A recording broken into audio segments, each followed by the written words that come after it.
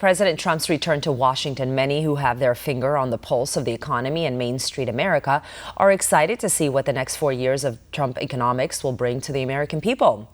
Joining us now is Bob Rubin, president of Rubin Wealth Advisors. Bob, good to see you. Thanks so much for being back with us. So there's this new NFIB survey that I saw that says small business optimism is surging again, reaching a six-year high, essentially. You're a small business owner. How do you feel about the prospects? I know so many small businesses have suffered not only because of COVID, then the economy. It just feels like a trickle-down effect, and all these small businesses employ people. Yeah, I mean, first of all, thanks for having me again, Stella. It's good to see you. And you're right about small businesses. It's COVID. It's also regulations. They feel like they got beat up by the Biden administration.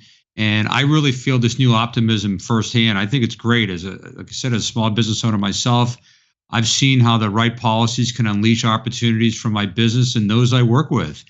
When you cut the red tape and lower taxes, it's like giving small businesses the green light to innovate, hire, and grow. It's exciting to think about what's ahead if we stay on this pro-business path. Biden couldn't be gone quick enough, and I'm just so excited for President Trump to come on aboard again. Okay. Let's talk about Americans who invest in the stock market. I think that's an interesting conversation. What should they be taking advantage of? I know you can't actually give specific stock tips, but what sectors do you think are going to thrive in the next 4 years? Well, I really like energy, manufacturing, and defense. I think they're doing well already, and they're poised to take off. I think the nice thing about energy is that it's really a hidden tax on inflation because everything is energy and everything. And so I think that's going to help us a lot. The companies in these sectors really are the companies that fuel America's independence and security. But we also shouldn't forget small business. They're going to see the benefits of lower taxes, fewer regulations, creating opportunities for them across the board. It's really a great time to be investing right now in America.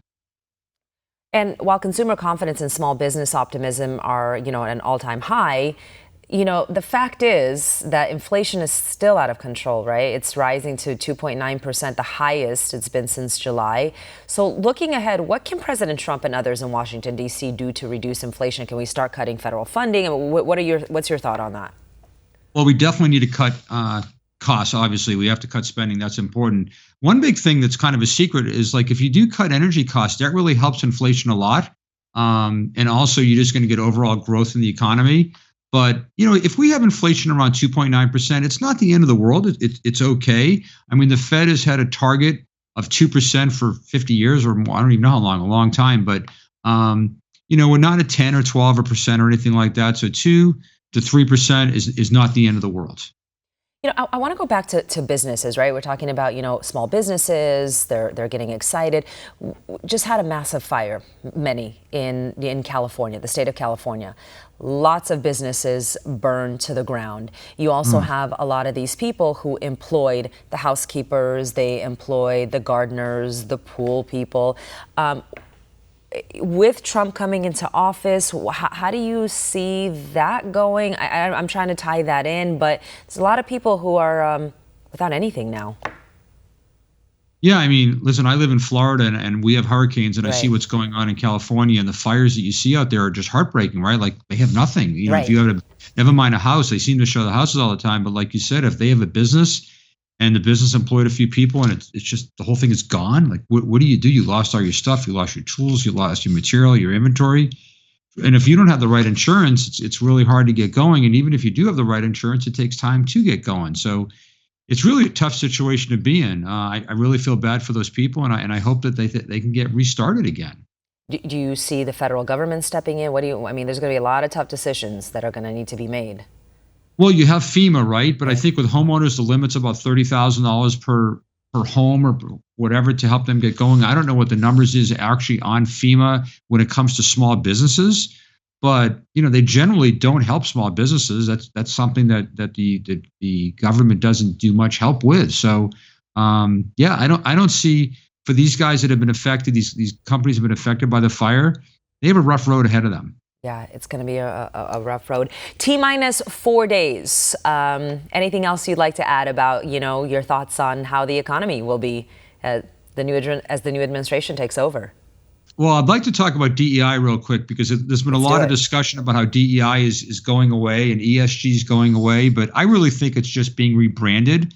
I noticed that there was a Wall Street Journal article that came out yesterday that Costco is refusing to roll back their DEI policies despite all this public pressure. They actually said that, quote, having DEI makes for a better shopping experience.